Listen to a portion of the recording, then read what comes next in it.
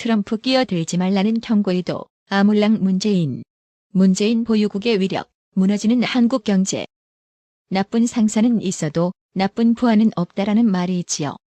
그런데 문재인 좌파 정권을 보면 반기업 정서를 가진 상사도 나쁘고 올바른 경제 방향을 알면서도 용기 있게 제시하지 못하고 눈가리만 쳐굴리며 눈치 살피는 부하도 나빠 보이기는 마찬가지입니다. 북괴에만 정신 팔린 문재인 좌파 정권의 경제 지표가 대부분 하향 곡선을 그리고 있는데요. 지금 미국과 일본 및 세계 경제는 호황인데도 유독 한국 경제만 곤두박질 내리막길을 걷고 있기에 진짜 심각한 수준입니다. 경제 사정이 이러다 보니 5월 31일 온라인을 뜨겁게 달군 뉴스는 소득주도 성장인가 뭔가 개벽 따위 때문에 하위 소득이 급감해서 문재인 경로했고 그 밑에 나쁜 부하, 내각들을 모아놓고 경론을 벌여서 내린 결론이 소득주도 성장을 더 강화한다는 보도입니다. 저번 일자리 정책도 내각 탓을 하며 경로하더니 이번에 또 경로를 했군요.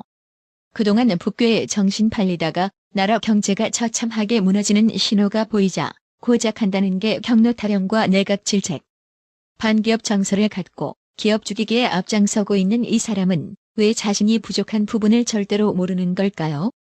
그중에서 최저임금 긍정 효과가 90%라는 전혀 검증되지 않으면서도 비과학적인 문재인의 경제 유체 이탈 화법 기사에 많은 댓글들이 달리고 있는데요.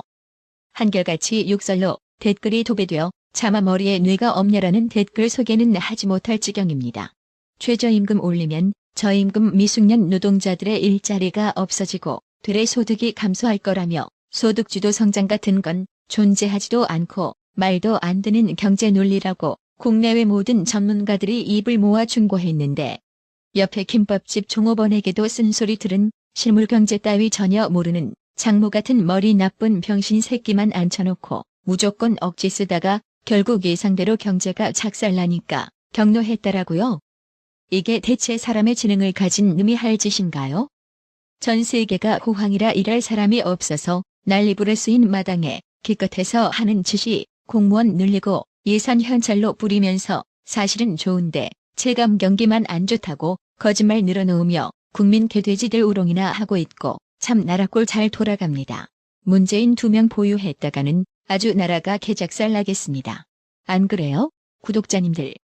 유럽을 순방 중인 이낙연 총리가 동행한 기자들에게 미국이 북한과의 대화에 한국은 빠져있으라는 의사를 전달해왔다고 밝힌 것은 지난 5월 27일이었습니다. 그런데 그 이튿날인 현지 시간 5월 28일에는 미국 유력 경제신문 월스트리트 저널은 싱가포르 너머의 문이라는 사설을 통해 문재인이 미국과 북괴의 중재자를 자처하지만 그가 미국의 국익을 대변하는지는 확실하지 않다고 지적했습니다.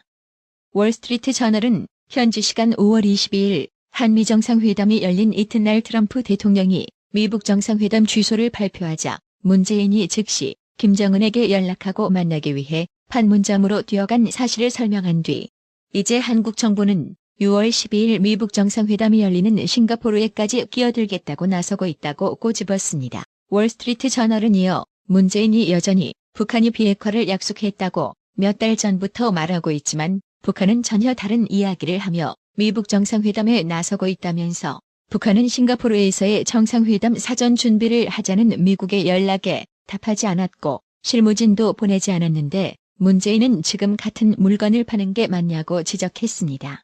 신문은 지난 27일 기자회견에서 기자들은 문재인에게 김정은이 트럼프가 말한 완전하고 검증 가능하며 되돌릴 수 없는 비핵화에 북한이 동의했느냐고 물었다며 조선일보에 따르면 문재인은 정상회담의 성공은 세부 협상에 달려있다며 답변을 피했다고 한다고 비판했습니다.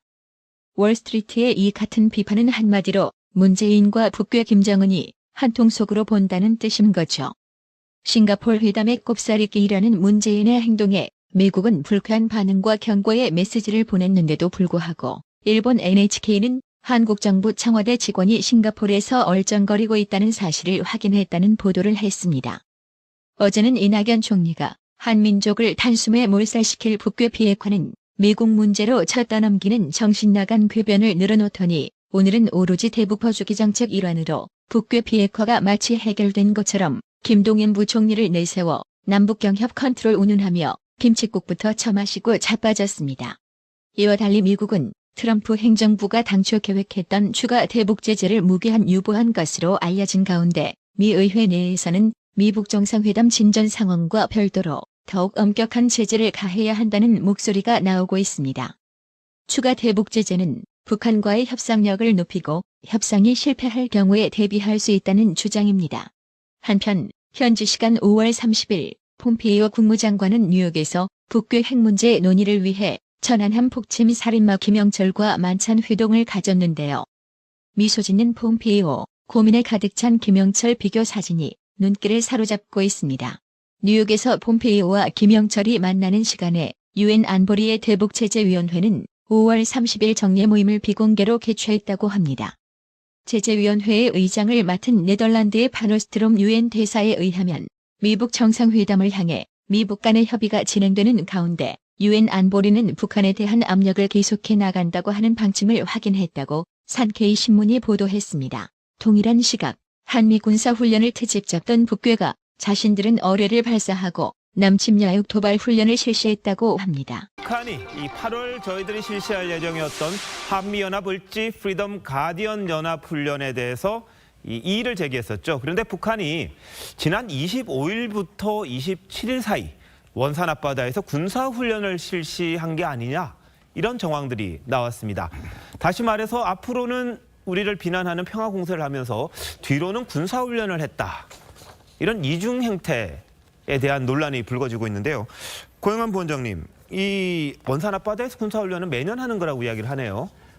사실 군대가 훈련 안 하면 그게 군대입니까? 예. 그런데 이게 지금 날짜가 묘하게 이제 정상회담 사이에 그렇게 있었고, 네네. 또 판문점에서는 또 다른 회담도 여러 가지 미국 회담도 있고 이런 상황에서 이것이 과연 적절했느냐 이런 건데, 가장 기본적인 거는 팩트가 네. 아직은 명확치가 않습니다. 그러니까 수중 폭내가 터뜨려졌다는 소리가 있고 산업시설이 터졌다는 이야기가 있고, 그런데 그렇다고 해도 그 크기, 폭발의 크기가 지진계가 감지할 정도의 그거면 저도 즉 판단은 잘 안 서는데, 네. 어쨌든 원산 앞바다에서 북한군이 훈련하고 있었던 것은 맞는 것으로 보입니다. 알겠습니다. 자, 보도에는 이 신형 어뢰나 아니면 폭뢰에 대한 발사가 있었지 않느냐라는 보도가 있었고요. 여기에 대해서 합참 우리 관계자는 지상과 수중에서 몇 차례 폭발은 확인이 됐다. 하지만 군사훈련이 아니라 원산지구 개발 과정에서의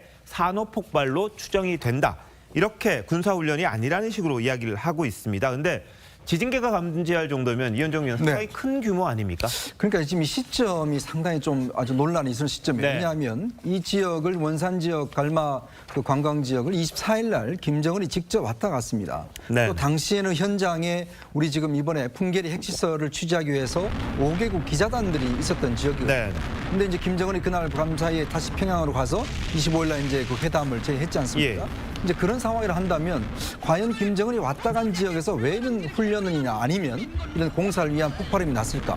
이런 것들이 의심스러운 거거든요. 네. 왜냐하면 사실 공사장에서 이 정도의 폭발음이 났다는 것은 굉장히 큰 어떤 무슨 부수는 그런 행위인데, 이제 갈마 그쪽 지역을 보면 이제 거의 어떤 면에서 보면 상당히 좀 그 공사가 많이 진전된 상황입니다. 네. 그렇기 때문에 공사 현장에서 이런 게 났다는 건 좀 설득력이 없는 것 같고, 훈련을 한다고 한다면 지금 이 시점에서 과연 왜 훈련했을까? 네. 그리고 또 우리가 예를 들어서 이 정도 감지할 정도의 폭발력이 있다라면 이건 좀 대규모 훈련인데, 사실 북한이 지금 여러 가지 사정이 좋지 않습니다. 기름도 없고 또 훈련하기 위해서는 대량의 어떤 그런 기름이 많이 필요한데 그런 상황에서 왜 이걸 했을까라는 의문이 남습니다. 알겠습니다. 현지 시간 5월 28일 미국 백악관은 트럼프 대통령과 아베 신조 일본 총리가 북한의 CPD 원칙에 합의했다고 밝혔습니다. 김정은 북한 국무위원장이 밝힌 완전한 비핵화 의지는 물론이고 앞서 자주 언급됐던 CVID, PVID보다 비핵화 문턱을 끌어올린 개념으로 추정된다고 합니다. 특히 이 용어들은 북한과 미국의 비핵화 줄다리기가 어떻게 진행되고 있는지 보여주는 바로미터 같은 성격을 지녀 관심이 더욱 집중되고 있습니다. 북한 측은 미 당국에 김정은이 겁내는 몇 가지를 시사한 바 있다고 워싱턴 포스트가 소개했습니다. 자기 전용기가 약 9,600km에 이르는 왕복 여행 시 필요한 연료를 충분히 공급받을 수 있을지, 싱가포르에 당도하면 자기 안전을 보장받을 수 있을지 걱정하고 있다는 것입니다. 워싱턴 포스트는 소식통들을 인용해 김정은이 걱정하는 게 또 하나 있다고 소개했는데요. 북한으로부터 멀리 벗어나면 북한에서 군사 쿠데타가 일어나거나 자기를 축출하려는 내부 시도가 발생하지 않을까 우려한다는 것입니다. 그럼 더더욱 회담 장소를 더 먼 곳으로 바꿔야 할 것 같네요. 금발의 미인이 차고 넘치는 스웨덴이 좋을 듯합니다. 김정은이 회담 다녀오니 평양공항에 탱크가 보이면서 비행기에서 내리자마자 체포되는 아름다운 상상을 하며 오늘 방송은 여기까지.